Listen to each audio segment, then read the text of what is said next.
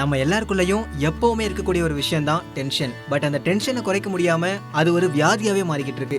காலையில ஆபீஸ்க்கு கிளம்புறதுல இருந்து ஈவினிங் வீட்டுக்கு வர வரைக்கும் எக்கச்சக்க டென்ஷன். ப்ராஜெக்ட் சப்மிட் பண்றதுல இருந்து அரியர்ஸ் கிளியர் பண்ற வரைக்கும் டென்ஷனோ டென்ஷன். இந்த டென்ஷன் நம்ம மென்டல் ஹெல்த்தை பாதிக்கிறது மட்டும் இல்லாம நம்ம பிசிக்கல் ஹெல்த்தையும் ரொம்பவே பாதிக்குது. சோ இந்த டென்ஷனை எப்படி நாம குறைக்கலாம்னு யோசிச்சதுல நமக்கு ஒரு 8 வழி கிடைச்சிருக்கு.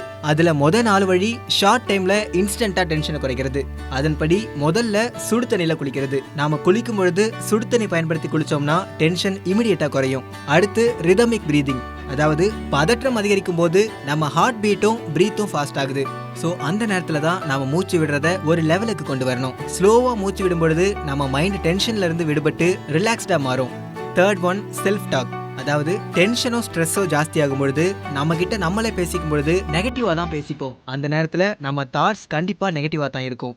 அப்படி இல்லாம பாசிட்டிவா நமக்குள்ள பேசிக்கணும்.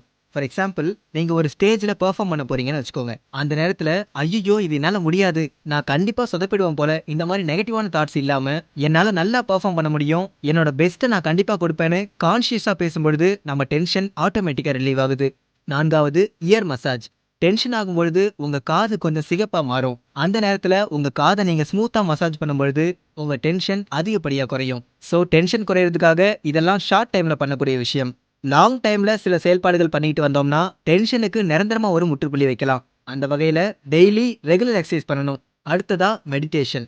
ஏதாவது ஒரு தியானத்தை கத்துக்கிட்டு அதை நீங்க டெய்லி பண்ணிக்கிட்டே இருந்தீங்க அப்படின்னா உங்க டென்ஷன் குறையிறதுக்கான நிறைய வாய்ப்புகள் இருக்கு.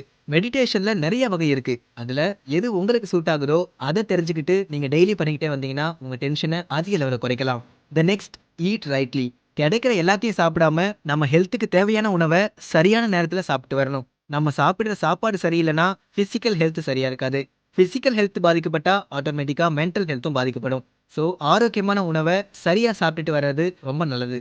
கடைசியா குட் ஸ்லீப். சரியான தூக்கம் இல்லைன்னா ஸ்ட்ரெஸ் ஜாஸ்தியாகும். டென்ஷன் இருந்தாலும் தூக்கம் வராது. ஸோ நீங்க தூங்கும் பொழுது உங்கள் மூக்கின் வலது துவாரத்தை உங்க விரலால அடைச்சிக்கிட்டு ஒரு 2 நிமிஷத்துக்கு இடது பக்கமா மெதுவா மூச்சு எடுத்து விட்டீங்கன்னா டென்ஷன் குறைஞ்சி உங்களுக்கு நிம்மதியான தூக்கம் வரும். ஸோ இது எல்லாத்தையும் தொடர்ந்து ஃபாலோ பண்ணிக்கிட்டே வந்தீங்கன்னா டென்ஷன் இல்லாம நிம்மதியான வாழ்க்கையை நீங்க வாழலாம்.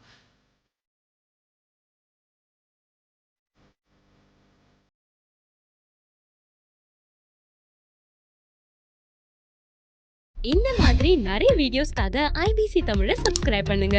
நாங்க போடுற ஒவ்வொரு வீடியோவையும் நீங்க மிஸ் பண்ணாம பார்க்கணுமா? அப்போ கீழே இருக்க பெல் பட்டனை மறக்காம கிளிக் பண்ணுங்க.